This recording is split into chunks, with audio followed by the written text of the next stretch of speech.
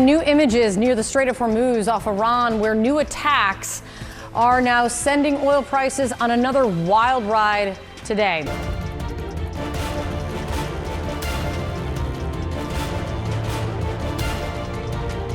The aircraft carrier was already on fire when the order came through.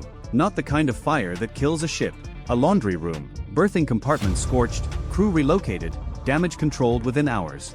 The Gerald R. Ford, CVN-78, the most expensive warship ever built, was still mission capable.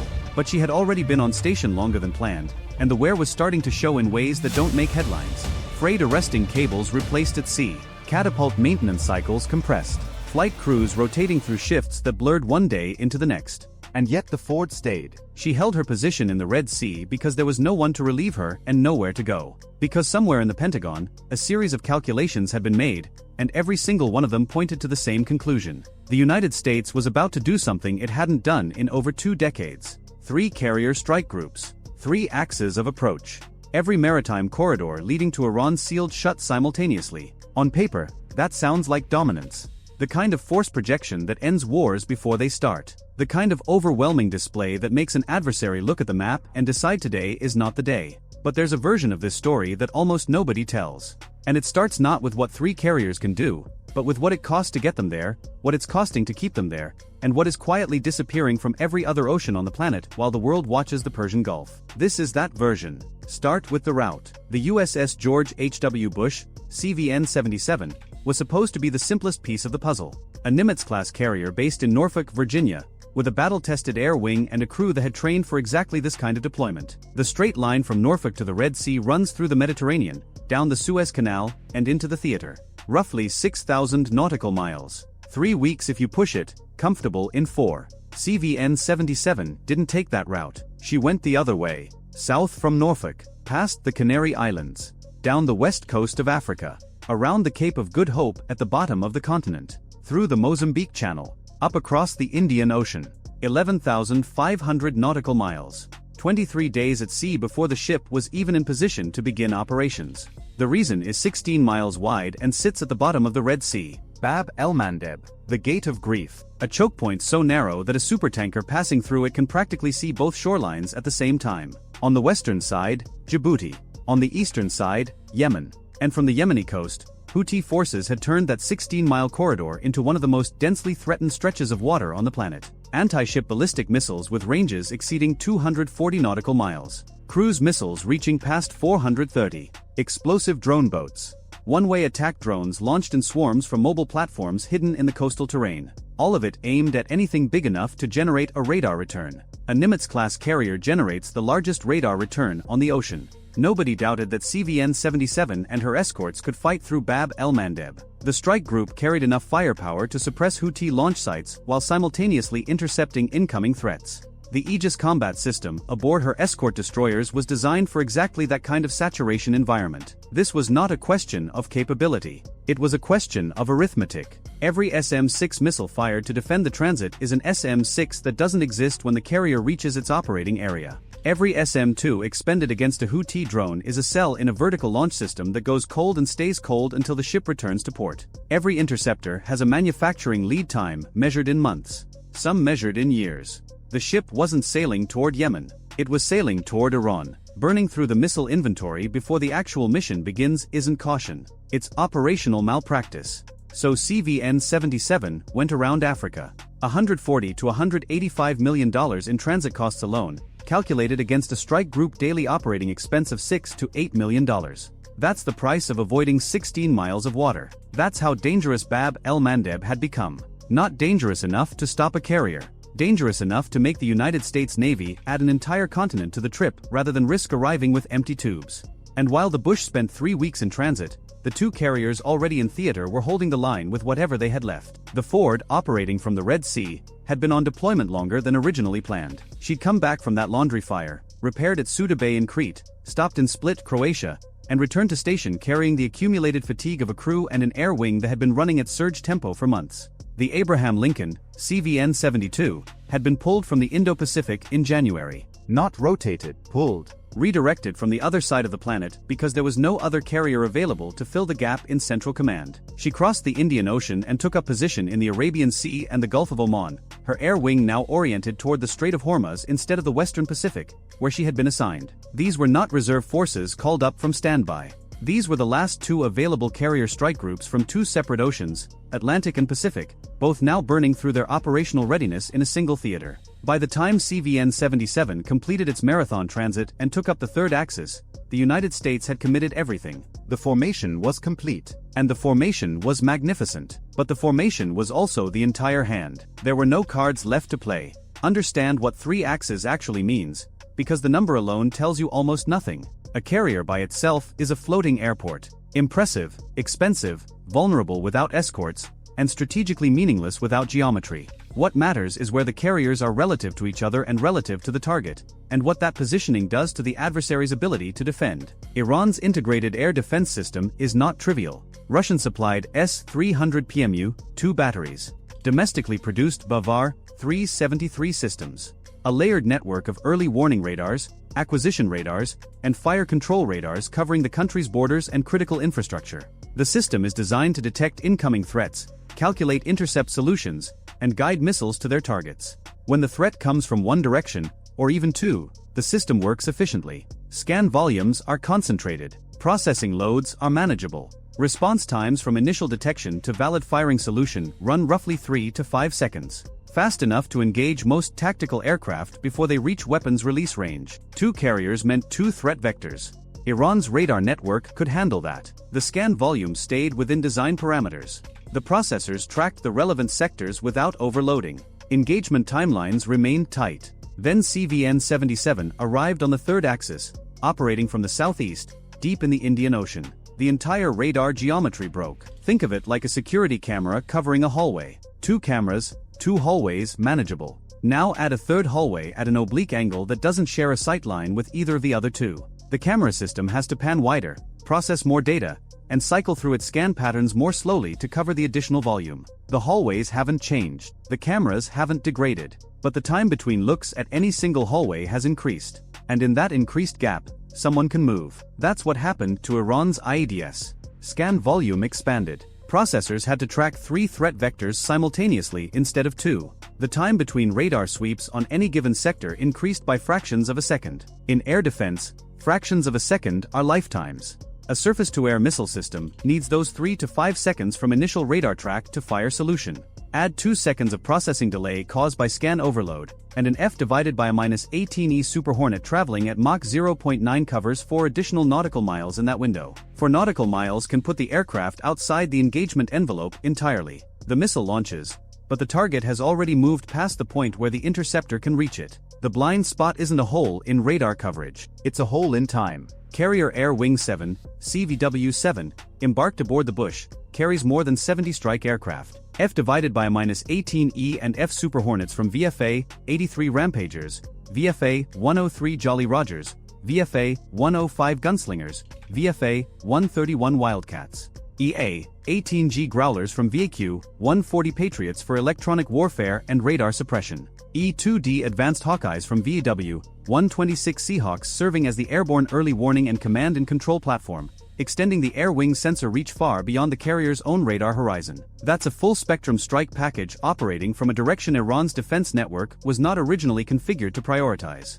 Even a small formation of aircraft arriving from an unexpected vector, at an unexpected time, exploiting those added milliseconds of radar delay, can penetrate defenses that would shred a much larger force coming from the expected direction.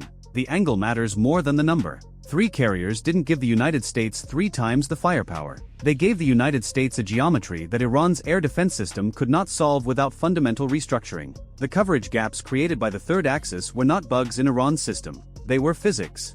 The same physics would apply to any integrated air defense network on the planet asked to simultaneously cover 3 widely separated threat vectors with finite processing capacity. The noose was closed. Geometrically, it was flawless. Now keep that geometry in your mind and follow the supply chain, because this is where the story turns. CVN-77 never stops moving. She doesn't anchor. She doesn't hold a fixed position. She shifts across hundreds of miles of open ocean on no published schedule, no predictable track, no fixed address. By the time a satellite pass captures the ship's wake, the carrier has already moved somewhere else. The thermal signature dissipates. The radar cross-section blends into sea clutter. The ocean is very large, and even a 100,000-ton warship becomes surprisingly hard to find when it doesn't want to be found. But keeping that ship moving, armed, fueled, and invisible requires an ecosystem that most people never think about. Carrier Strike Group 10 isn't just CVN-77 and a few escorts. It's a self-sustaining mobile logistics network designed to eliminate the carrier's dependence on any port, any fixed facility, any address that an adversary could target. USNS Arctic, TAOE-8, a fast combat support ship, pulls alongside CVN-77 at sea, both ships moving at 12 knots, separated by roughly 150 feet. That's less than the width of a football field, measured between two vessels with a combined displacement exceeding 150,000 tons, moving through open ocean in whatever sea state the day presents. Lines are shot across. Hoses are connected. Thousands of gallons of JP-5 aviation fuel transfer per hour, along with ammunition, dry cargo, food, spare parts, medical supplies. This is underway replenishment, unrep, and the crew practices it until the margin of error shrinks to a few feet and stays there regardless of weather, fatigue, or operational tempo. It is one of the most dangerous routine evolutions in naval warfare, and it happens constantly, because it is the only reason the carrier never has to pull into a port. The surface escorts extend the defensive perimeter. USS Mason, DDG-87, serves as the air and missile defense commander for the strike group. Her Aegis combat system provides the outer layer of protection. SM-6 missiles for ballistic missile threats at the edge of the atmosphere. SM-2 for medium-range saturation attacks. The Phalanx CWS, a radar-guided Gatling gun firing tungsten penetrators at 4,500 rounds per minute, as the last kinetic line of defense before a threat reaches the flight deck. USS Ross and USS Donald Cook, both Arleigh Burke-class destroyers, extend the radar bubble further out and contribute additional vertical launch system cells to the strike group's total magazine depth. The result is a mobile airbase with no fixed position, protected by concentric rings of defensive capability, sustained indefinitely by a supply chain that comes to it rather than requiring it to go anywhere. A fortress has walls and a gate. This has neither. It has speed, distance, and the sheer improbability of finding a single ship in an ocean that covers 27 million square miles. And here's where most analyses stop. The carrier can't be found. The carrier is protected. The carrier has aircraft and missiles and escorts and logistics ships and nuclear reactors generating enough power to run a small city. The carrier wins. Except the carrier has a consumption rate. And the consumption rate has a replenishment timeline. And the replenishment timeline has a production bottleneck. And the production bottleneck doesn't care about geometry. There is a weapon aboard CVN-77 that operates outside the traditional ammunition equation. Odin, the optical dazzling interdictor, Navy, and its more recent evolution towards systems like Helios, the high-energy laser with integrated optical dazzler and surveillance, represent directed energy's entry into fleet defense. The Navy tested laser-based counter-drone systems aboard carriers in the 2024 to 2025 timeframe. The concept is straightforward. A focused beam of electromagnetic energy, powered by the ship's own reactors, engages incoming threats at the speed of light. No missile leaves a tube. No interceptor needs to be manufactured, shipped, loaded, and maintained. The ammunition is electricity, and the A4W nuclear reactors aboard CVN-77 produce between 64 and 100 megawatts of it continuously. Against certain threats, particularly small drones and low-cost unmanned systems, this changes the cost equation dramatically. A drone that costs a few $1,000s to build no longer forces the defender to spend $2 million on an SM-2 to kill it. The laser handles it for the cost of the electricity, which rounds to nearly nothing when the reactor is already running. But the physics of directed energy at sea impose constraints that no amount of engineering investment can remove. Thermal blooming. When a high-energy laser fires through atmosphere, the beam heats the air in its path. The heated air changes the refractive index along the beam's trajectory, bending the beam, dispersing the energy, degrading the focus. The stronger the beam, the more it heats the air, the worse the blooming becomes. More power makes the problem worse, not better. This is not a design limitation waiting for the next hardware revision. This is thermodynamics. It does not negotiate. Add salt aerosols. Maritime environments are saturated with microscopic particles of salt suspended in the air by wave action and wind. These particles scatter laser energy, further reducing effective range and beam coherence. Humidity compounds the effect. Fog makes it worse still. The result is that shipborne directed energy weapons are effective at close range, very close range. They are point defense systems, designed to engage threats that have already penetrated every other layer of the defense. The LECOs. The threats that got past the SM-6 at long range, past the SM-2 at medium range, past the electronic warfare systems, past the decoys, and are now seconds from impact. At that range, the laser works. It tracks, it burns, it kills. And it can do it again and again and again without reloading, because its magazine is the reactor. But between the laser's effective range and the outer edge of the threat environment lies every other defensive layer. And every other defensive layer runs on missiles. Missiles that are manufactured in factories with finite production capacity. Missiles with components sourced from supply chains that stretch across multiple continents. Missiles that take 1 to 4 years to replace once fired. Here is the number that changes how you read this entire story. Estimates compiled from public reporting suggest that roughly half of the combined US THAAD and Patriot interceptor inventory committed to this theater has been expended. Tomahawk cruise missile stocks are down approximately 30%. SM-6 production, the missile that forms the backbone of Aegis fleet defense against ballistic threats, runs at a rate that cannot match the consumption pace of sustained combat operations. The laser doesn't replace a single SM-6 already fired. It prevents the next leaker from forcing you to fire another one. But the outer rings, the ones that stop the majority of threats before they ever get close enough for the laser to matter, those rings are shrinking. Every engagement reduces the number of missiles available. Every missile fired is subtracted from a total that won't be restored for months or years. 3 carrier strike groups in the Persian Gulf carry a combined vertical launch system capacity of several hundred cells across their escort destroyers. That sounds like a lot. It is a lot. Until you calculate the rate of expenditure against the rate of replenishment and realize that the math has a clock on it. The carriers aren't running out of aircraft. They aren't running out of fuel. They aren't running out of electricity. They are running out of the missiles that keep them alive. And replenishment at sea can transfer fuel and food and spare parts. It cannot transfer a fully assembled SM-6 from a cargo pallet into a vertical launch cell in the middle of the ocean. VLS reloads require a port. They require cranes. They require facilities. They require the ship to go somewhere with a fixed address, which is exactly what the entire operational concept was designed to avoid. This is the tension that sits underneath the tactical perfection. The geometry is sound. The logistics are holding. The directed energy systems are working. But the consumable inventory that makes all of it function is draining at a rate that outpaces industrial production. The carriers are winning every engagement. The stockpiles are losing the war. Pull the camera back further. Past the Persian Gulf, past the Indian Ocean, past the theaters of operation. Look at the global map the way a strategic planner in Beijing or Moscow looks at it. The Abraham Lincoln was assigned to the Indo-Pacific. That's where she was supposed to be, patrolling the approaches to the Taiwan Strait, providing the visible deterrent presence that communicates to any potential adversary that the cost of aggression in the Western Pacific exceeds the benefit. In January, she was pulled. Redirected to Central Command because the situation in the Middle East demanded a second carrier and there was no other option available.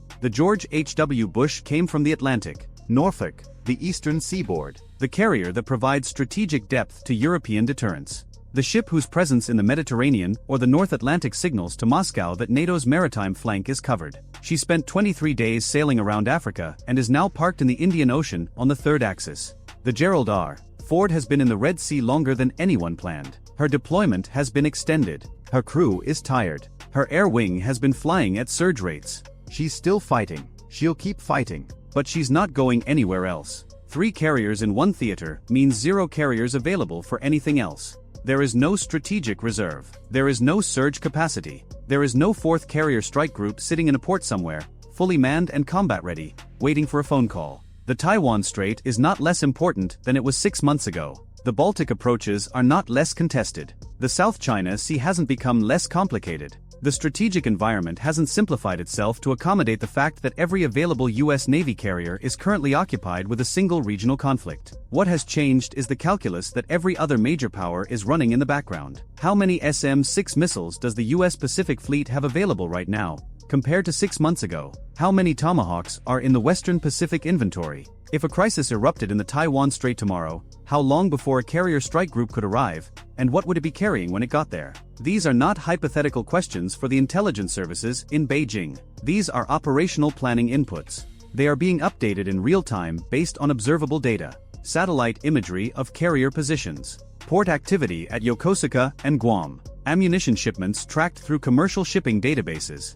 The consumption rate of the Middle East conflict is not a secret. It's visible from space. Moscow runs the same calculation for the Atlantic. Every week the Bush is on the third axis in the Indian Ocean is a week the Atlantic Fleet operates without a carrier strike group at immediate readiness. Every SM-6 expended against an Iranian cruise missile is an SM-6 that won't be available for a NATO contingency in the Norwegian Sea. The missiles don't care about geopolitical priorities. They're either in the tubes or they're not. This is the inversion that the tactical picture alone cannot reveal. The noose around Iran is geometrically perfect. 3 axes. No blind spots. Every maritime approach covered. Every radar gap exploited. The operational execution is textbook. It may be the finest example of carrier-based power projection since the end of the Cold War. And it is simultaneously the most complete exposure of strategic overextension the US Navy has experienced in a generation. The 3 carriers are winning the fight they're in. That was never the question. The question is what fight they're not available for while they're winning this one.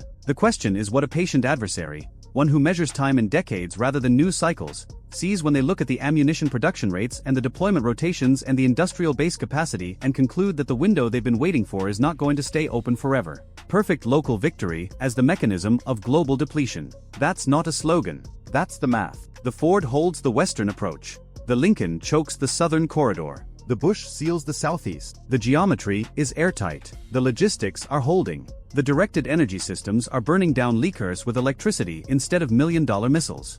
Every tactical metric says this is working. And somewhere in the Western Pacific, a stretch of water 100 miles wide separating Taiwan from the Chinese mainland has one fewer carrier strike group watching it than it did a year ago. Somewhere in the Atlantic, the approaches to the GUK Gap have one fewer Aegis destroyer screening them. Somewhere in a factory in Alabama or Mississippi, a production line is manufacturing SM-6 missiles as fast as it can, and it is not fast enough. 3 carriers in the Persian Gulf is not a display of excess strength. It is the exact quantity required to solve this specific problem, and the fact that solving this specific problem required every available asset is the part of the story that should keep strategists awake at night. The noose is tight. The geometry is brilliant. The technology is performing. The crews are extraordinary. And behind all of it, the industrial base that sustains American naval power is watching its inventory tick downward at a rate it cannot match. The carriers will hold their positions. The air wings will fly their sorties. The escorts will fire their interceptors. And every single round expended is subtracted from a total that gets harder to replenish with each passing month. 3 carriers. 1 theater. 0 margin remaining. The question was never whether the United States Navy could win this fight. It can. It is. The question is the one that doesn't appear on any tactical display, the one that lives in spreadsheets and production schedules and classified inventory reports. How long can you win at this rate before winning here means you can no longer afford to win somewhere else? Nobody in the Pentagon is confused about this math. The deployment of 3 carrier strike groups to a single theater was not a decision made from abundance. It was a decision made from necessity. And necessity, in strategic terms, is another word for the moment when your commitments finally exceed your capacity and you start choosing which risks to accept rather than which ones to eliminate. The Middle East got the carriers. The other oceans got the risk. And the missile factories got a production target they cannot hit. That's the warning sign, not the 3 carriers on station. The fact that 3 carriers on station is everything.